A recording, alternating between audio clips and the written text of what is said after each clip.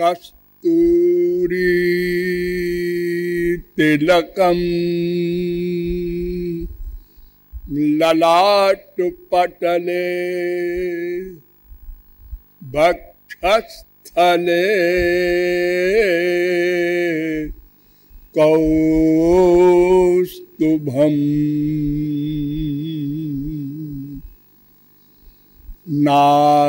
नासाग्रे वरमौक्तिकं करतले वेणु करे कंकणम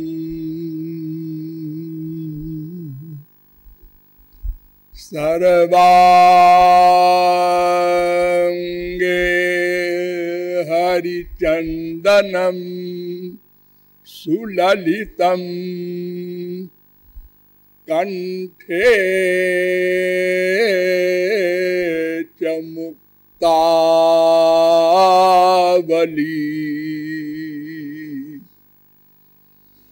गोपस्त्री परिवेष्टितो विजयते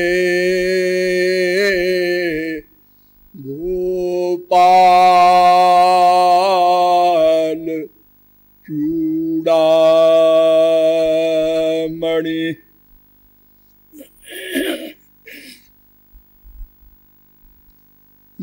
नमः कमलनाभाय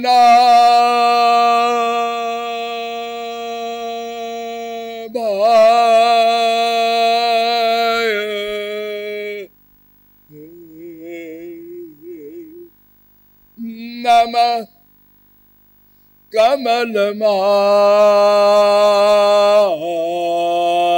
कमलमालिने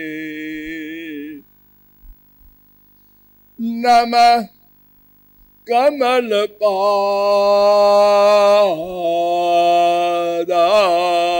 कमलपादाय नमस्ते कमलेक्षण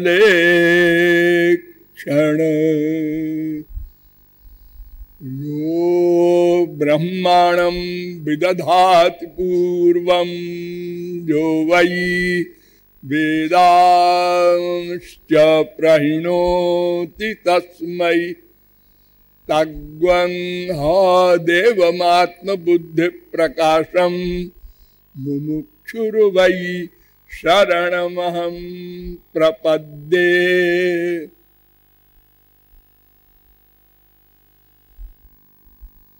वृंदारक वृंद बंद्य नंद नंदन पादार बिंद मकरंद मिलिंद महानुभाव नियमानुसार थोड़ी देर हरिनाम संकीर्तन कर लीजिए, पश्चात विषय प्रारंभ होगा। भजो गिरिधर गोविंद गोपाला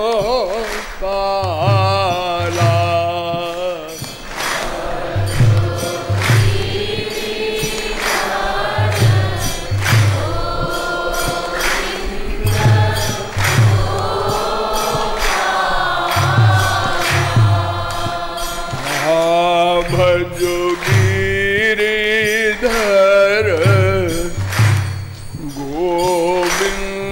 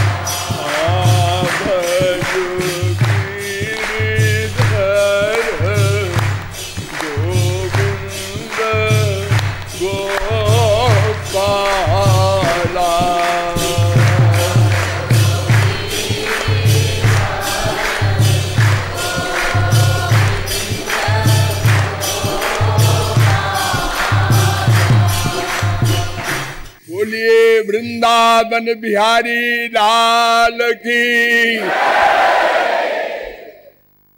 अब आप लोग सावधान हो जाएं। मैं कौन हूं, मेरा कौन है,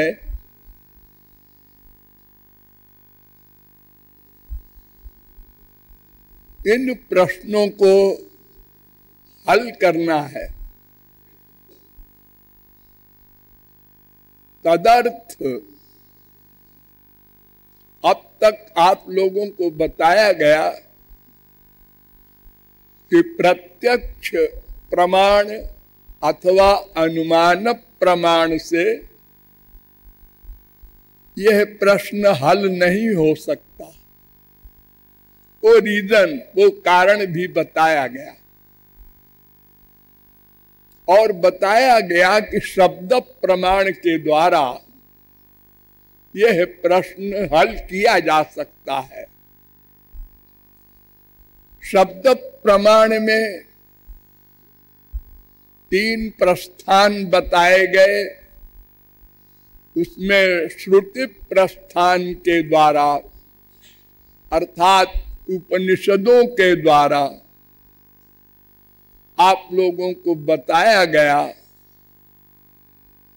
कि यह मैं नाम का तत्व भगवान की शक्ति है।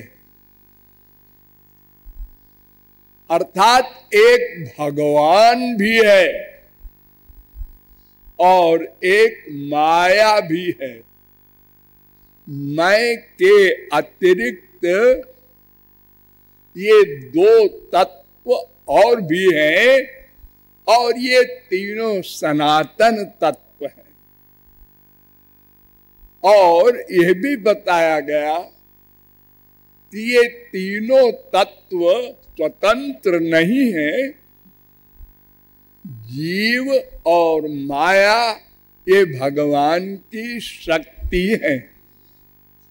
इन दोनों में माया शक्ति जड़ है और जीव शक्ति चेतन है।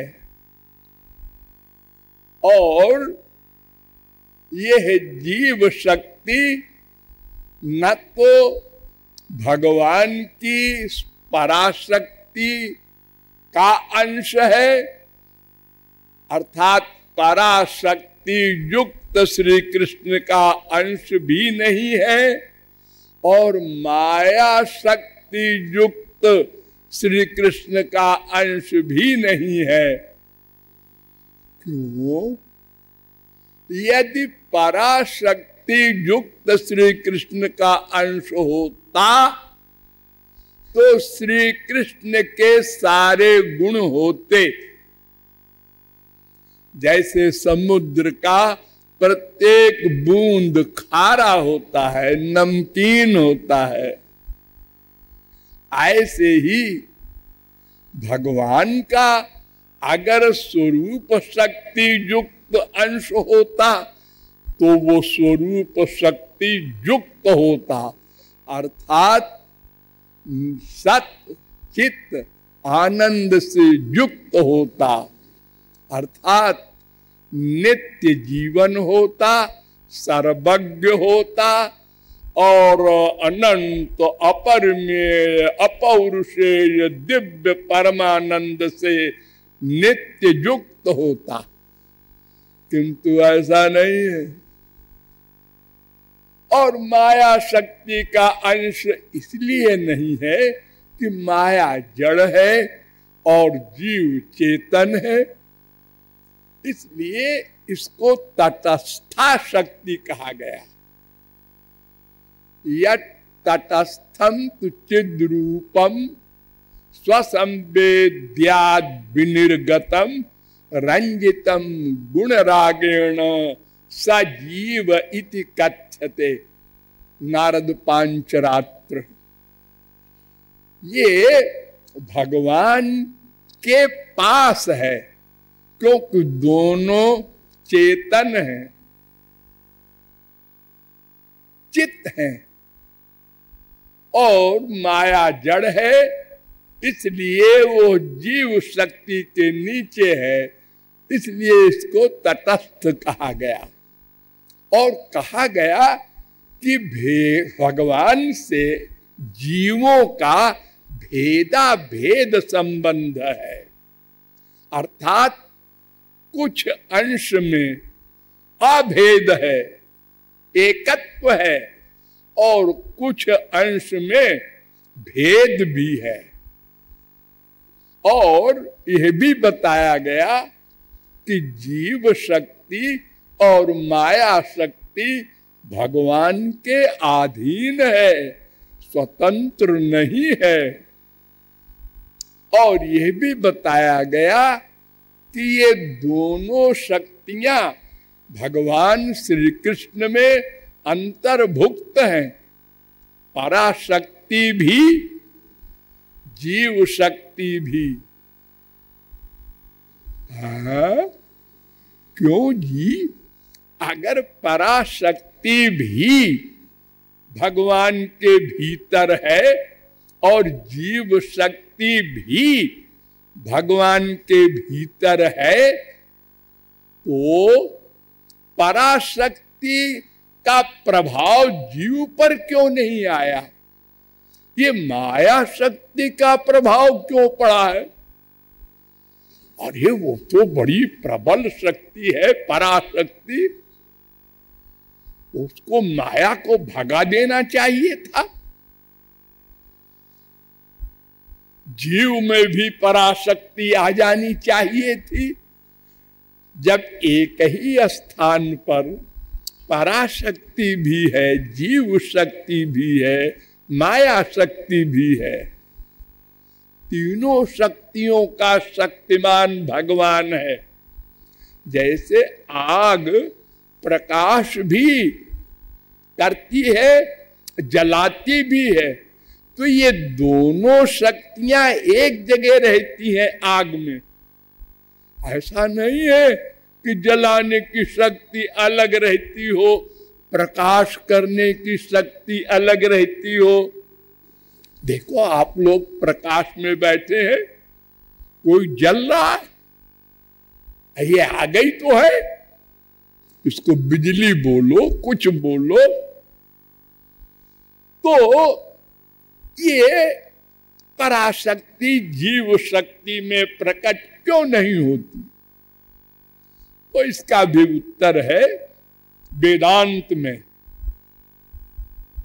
पुंस्त्वादिवत् तस्य सतोभिव्यक्त योगात् 2:3-31, अर्थात जैसे 5 वर्ष के बच्चे में काम दोष नहीं होता, प्रकट नहीं होता, वो कामातीत परमहंस नहीं है, वो काम क्रोध लोभ मोह सबसे युक्त है, तुरंत का पैदा हुआ बच्चा भी, क्योंकि मायाधीन है, लेकिन वो प्रकट नहीं होता। किशोर अवस्था में स्वयं प्रकट होता है। ऐसे ही भगवान का एक स्वरूप है ब्रह्म।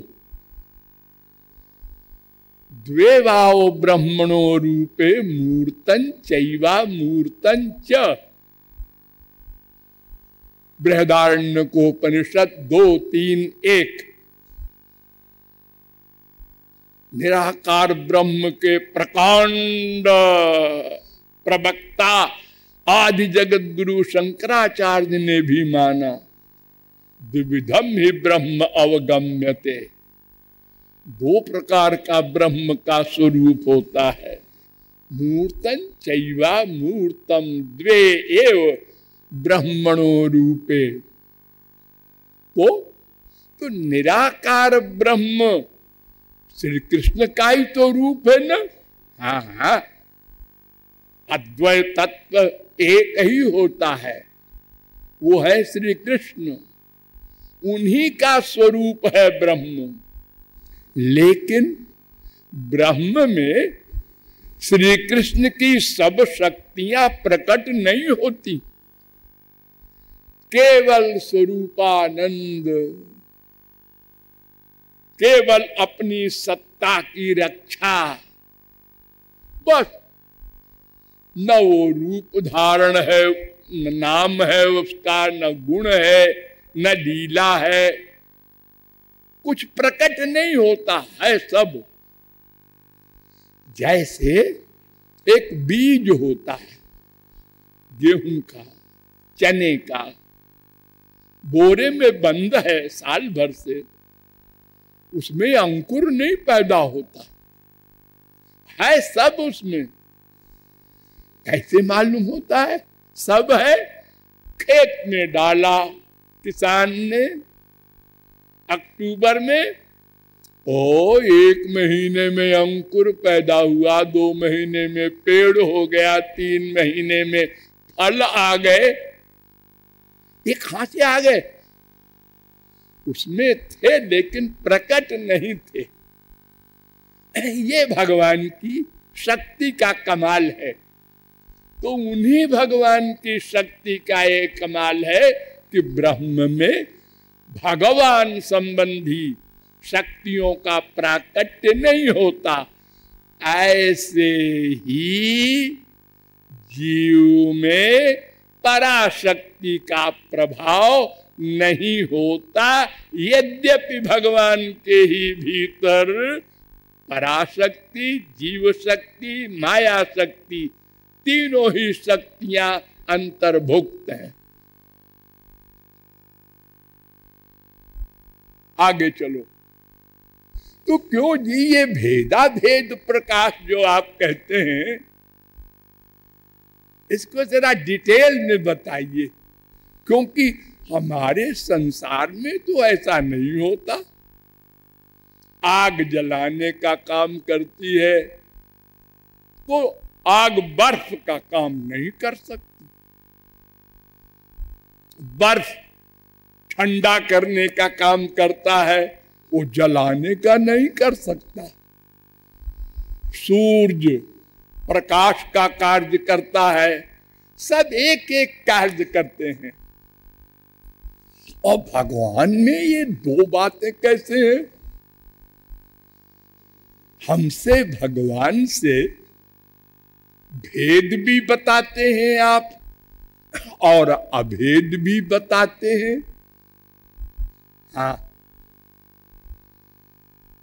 क्यों? पहले एक फिलॉसफी समझिए।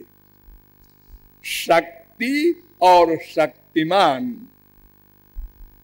ये दो पर्सनैलिटी होती हैं, इनमें भेद भी होता है, अभेद भी होता है। देखो, घड़ा है, अगर आपको सुराही मंगाना है तो आप क्या बोलेंगे? ए सुराही लाना। आप ये तो नहीं बोलेंगे ए मिट्टी लाना। अरे मिट्टी का तो है सुराही। सोने का ही कुंडल बना, हैदराबाद टॉप से लाना।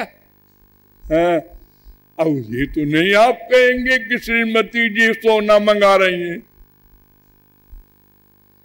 एक है, लेकिन फिर भी भेद है व्यवहार में।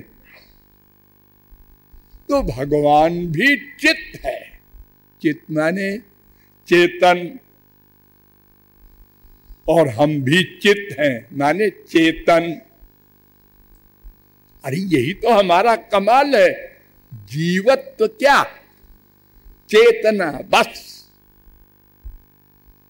इस जड़ माया में और हम में क्या अंतर है? वो जड़ है, मैं चेतन हूं। हमारे हाथ पैर आंख नाक सब काम करते हैं, जड़ वस्तु के कुछ नहीं है। हम स्वयं चैतन्य हैं और जहां रहते हैं उसको भी चैतन्य बना देते हैं।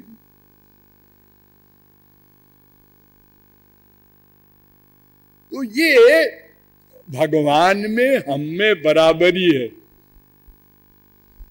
वो महाचेतन है, हम लघु चेतन है, अलग बात है। एक के पर्स में 1 करोड़ है, एक के पर्स में 10 रुपया है, गरीब है तो पर्स।